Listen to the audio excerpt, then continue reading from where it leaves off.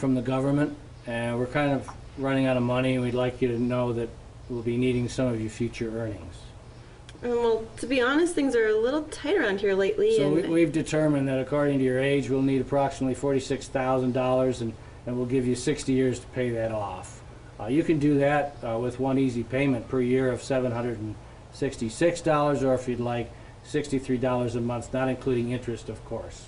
Are you nuts? I'll be 85 in 60 years. I can't afford another $63 a month. Besides, we've already paid our taxes. I wasn't talking to you.